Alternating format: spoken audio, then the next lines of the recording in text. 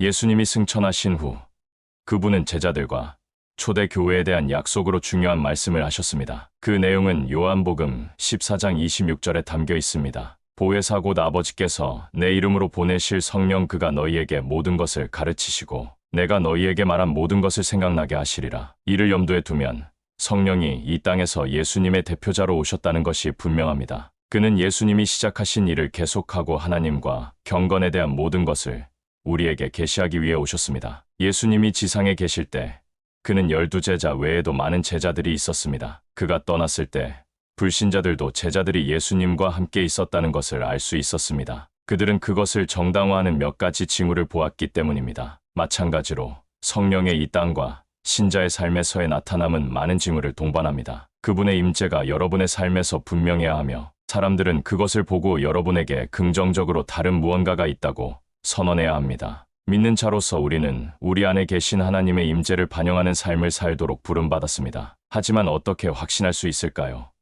여러분의 삶에 그것이 작용하도록 하는 특징들이 있나요? 여러분이 진정으로 그분의 인도와 능력에 항복했다는 징후는 무엇일까요? 이 메시지에서 우리는 여러분 안에 있는 성령의 4가지 표시를 살펴볼 것입니다. 이 표시들은 여러분의 삶에서 성령의 임재와 능력의 증거입니다. 여러분 안에 있는 성령의 첫 번째 표시는 담대함입니다. 제자들이 오순절 날 다락방에 모였을 때 사도행전 4장 31절은 이렇게 말합니다. 빌기를 다함에 모인 곳이 진동하더니 그들이 다 성령의 충만함을 받고 담대히 하나님의 말씀을 전하니라. 그들의 삶에 성령의 부어주심은 비범한 담대함을 가져왔습니다. 이 속성은 그들이 알고 있던 것이나 예수님과 함께 있었다는 사실의 결과가 아니라 성령이 그들을 비범한 사람들로 바꾸었기 때문에 나타난 것입니다. 성령이 여러분에게 임하실 때 여러분의 마음으로는 이해할 수 없는 용기의 나타남이 있을 것입니다. 이 담대함은 무례하거나 오만한 것을 의미하지 않습니다. 오히려 그것은 너희 안에 계신 이가 세상에 있는 자보다 크시다라는 성경 구절을 현실화합니다. 성령 세례를 받기 전에 여러분을 두렵게 했던 것들은 사라질 것입니다. 여러분은 두려움과 낮은 자존감의 특성이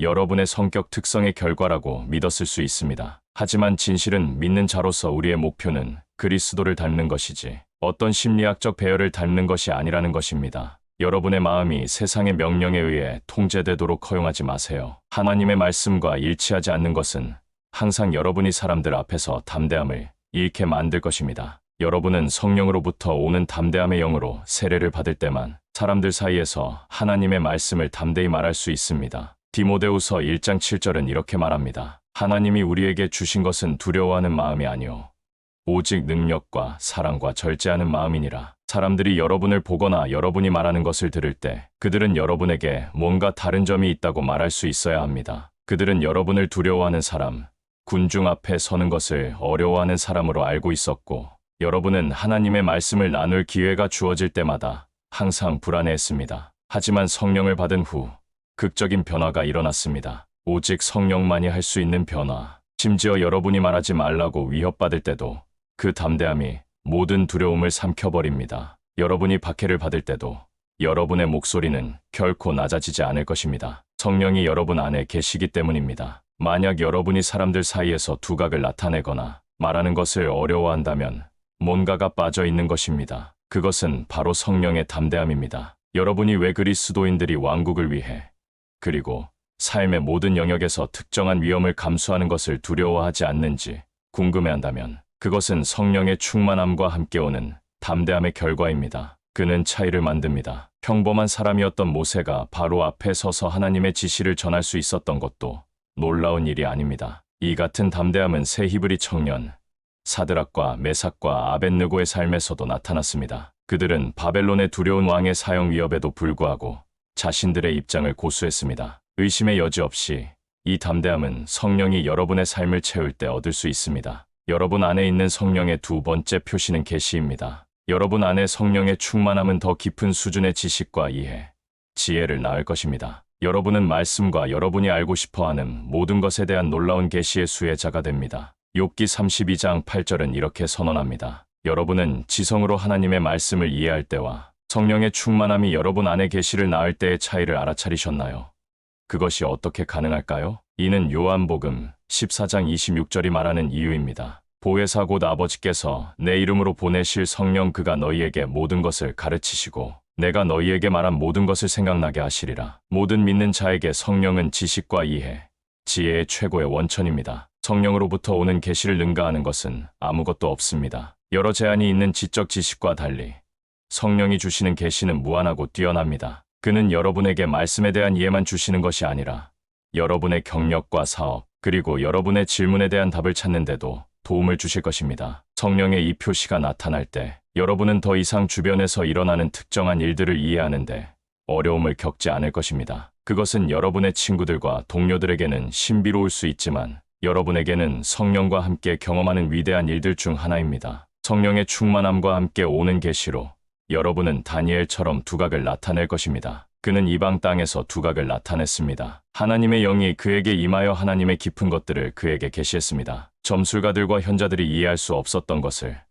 하나님의 영으로 다니엘은 왕에게 밝혀냈습니다. 이 같은 영이 제자들에게도 임했습니다. 그들은 배우지 못했지만 하나님의 말씀을 잃어버린 자들에게 가르치고 전할 수 있었습니다. 이는 하나님의 영이 여러분의 자격에 의해 제한되지 않으며 여러분의 약점과 성격 특성에 관해 세상이 말하는 것에 의해 제약받지 않는다는 것을 우리에게 말해줍니다. 그는 하나님의 마음과 뜻, 지식을 인류에게 계시하는 영입니다. 이것을 아십시오. 성령으로 충만한 사람들은 결코 길을 잃거나 당황하거나 삶에서 지식이 부족하지 않을 것입니다. 계시의 은사는 여러분이 거짓을 피하도록 돕습니다. 그것은 양의 옷을 입은 늑대들을 여러분에게 드러내고 교활한 자들의 계략을 폭로하며 여러분에게 동시대인들보다 우위를 줍니다. 그것이 바로 하나님의 영입니다. 여러분 안에 있는 성령의 세 번째 표시는 성령의 열매의 나타남입니다. 그들의 열매로 그들을 알리라. 여러분이 나타내는 것은 여러분을 통제하는 영과 관련이 있습니다. 성령의 충만함은 여러분이 이 땅에서 경건한 삶을 살기 위해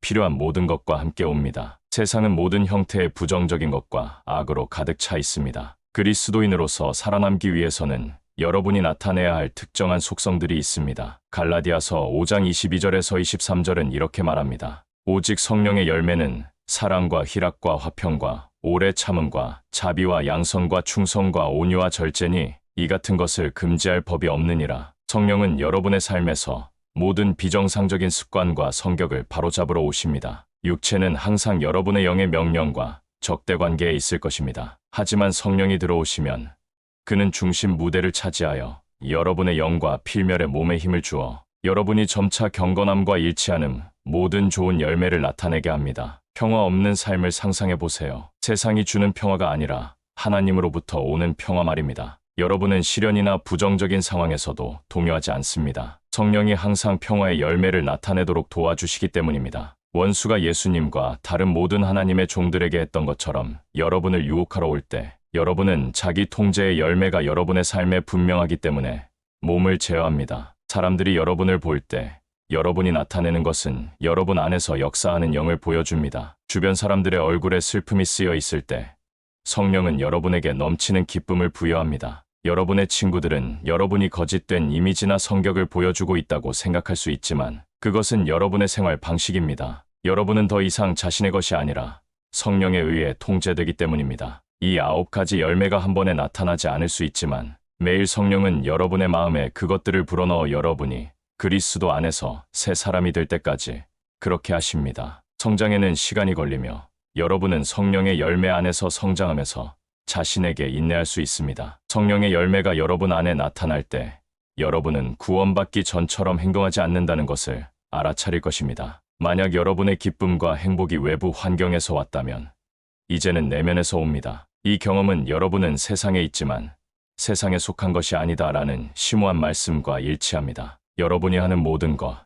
말하는 모든 것, 생각하는 모든 것은 여러분 안에 있는 성령의 모든 열매의 영향을 받습니다. 여러분 안에 있는 성령의 네 번째 표시는 그에 의해 인도받는다는 것입니다. 이 경험은 무릇 하나님의 영으로 인도함을 받는 사람은 곧 하나님의 아들이라. 성경 구절과 일치합니다. 여러분의 삶의 성령의 임재를 통해 여러분은 하나님과의 아들됨의 영역으로 들어갑니다. 이 현실은 오직 성령의 충만함을 통해서만 가능합니다. 그는 여러분의 삶에서 중심 무대를 차지하려 하시며 그의 영광을 누구와도 어떤 것과도 나누기를 원치 않으십니다. 따라서 여러분이 그에게 완전히 항복할 때 그는 여러분을 모든 방향으로 인도하실 것입니다. 하나님의 영으로 충만한 사람들은 자신의 의지가 없습니다. 그들은 성령이 그들에게 하라고 하거나 말하라고 하는 것에 대해 토론하지 않습니다. 영에 의해 인도되는 사람들은 비생산적인 것을 말했을 때 자신을 꾸짖고 주님, 용서해 주세요. 그렇게 말하지 말았어야 했습니다. 라고 말합니다. 그들은 하나님의 좋아하시는 것과 싫어하시는 것을 항상 인식하고 있습니다. 영에 의해 인도되는 사람들은 단순히 하나님의 음성을 명확히 듣는 것이 아니라 빠르게 반응합니다. 성령의 인도는 결코 인간이 원하는 것과 일치하지 않을 것임을 주목하세요. 그의 길은 인간의 길과 같지 않기 때문에 그가 여러분에게 말씀하시는 것이 항상 여러분의 감정이나 결정에 맞아야 하는 것은 아니지만 그것은 옳은 일입니다. 성령으로 충만한 모든 믿는 자는 그들의 삶이 완전히 하나님의 영에 의해 통제되는 이 단계에 이르러야 합니다. 예수님이 40일 밤낮으로 금식한 후의 경험을 고려해보세요. 마태복음 4장 1절은 이렇게 말합니다. 그때 예수께서 성령에게 이끌려 마귀에게 시험을 받으러 광야로 가사 예수님이 스스로 광야로 가지 않고 성령에 의해 이끌려갔다는 것을 주목하세요. 여러분의 육체는 항상 성령의 명령을 원하지 않을 것이지만 그가 하시는 모든 것은 좋고 하나님의 뜻에 부합합니다. 예수님의 경험에서 볼 수 있듯이 성령은 여러분을 평소에 가지 않을 곳으로 인도하실 수 있습니다. 성령의 충만함은 여러분 삶의 가장 작은 것부터 가장 큰 특성까지 모든 것을 통제할 것입니다. 그는 단순히 성경을 공부하거나 기도하라고 말씀하시는 것이 아닙니다. 그는 그보다 더 깊이 들어갑니다. 그는 여러분에게 특정 옷, 친구, 관계를 피하라고 촉구할 수 있으며 심지어 어떤 직업을 해야 할지도 지정할 수 있습니다. 그것이 그가 여러분과 함께 갈 수 있는 깊이이며 이는 모두 여러분의 의지와 개방성에 달려 있습니다. 로마서 8장 5절은 이렇게 말합니다. 육신을 따르는 자는 육신의 일을, 영을 따르는 자는 영의 일을 생각하나니 여러분이 하는 모든 것, 생각하는 모든 것, 말하는 모든 것은 하나님의 뜻에 부합해야 합니다. 그것은 항상 그분을 기쁘게 해야 하며 이는 여러분 안에 계신 성령의 도움으로 가능합니다. 여러분은 일부 믿는 자들과 대화할 때 그들이 항상 나는 이것을 하도록 인도받았고 저것을 말하도록 이것을 피하도록 이 교회에 참석하도록 인도받았다고 말하는 것을 알아차린 적이 있나요? 그것이 성령에 의해 인도되는 사람의 생활 방식입니다. 그들이 하거나 말하는 모든 것은 성령에 귀속될 수 있습니다. 그들은 하나님께 사용되기 위해 자신의 삶을 드러냅니다. 그래서 영에 의해 인도되는 사람들이 하나님의 자녀라고 불리는 것입니다. 아이는 항상 도움을 위해 부모에게 의지할 것입니다. 그것이 우리가 어떤 행동을 취하기 전에 성령을 신뢰해야 하는 것과 같은 방식입니다. 우리가 이 메시지를 마무리하면서 성령의 충만함이 여러분을 극적으로 변화시킬 수 있다는 것을 명심하세요. 사무엘상 10장 6절은 이렇게 말합니다. 그때 여호와의 영이 내게 크게 임하리니 너도 그들과 함께 예언을 하고 변하여 새 사람이 되리라. 여러분의 삶에 성령의 충만함과 함께 오는 변화는 여러분이 어디에 있든 두각을 나타나게 할 것입니다. 그의 임재는 사울 왕에게 그랬던 것처럼 여러분에게 다른 모습을 줍니다. 그는 여러분을 가능성의 장소로 데려갑니다. 만약 여러분이 성령으로 충만하지만 세상과 관련되지 않은 다른 경험들이 없다면 여러분은 자신의 삶을 점검하고 그에게 여러분 삶의 중심 무대를 주었는지 확실히 해야 합니다. 성령의 표시를 나타내는데 어려움을 겪는 많은 사람들은 그들의 의지를 그에게 완전히 항복하지 않았습니다. 그들은 그가 그들의 옷 선택, 믿음, 태도에 영향을 미치는 것을 제안하지만 그가 기쁨, 선함, 충성, 자기 통제의 열매를 나타내기를 원합니다. 그러한 습관은 성령이 그의 영광 안에서 자신을 나타내는 것을 제안합니다.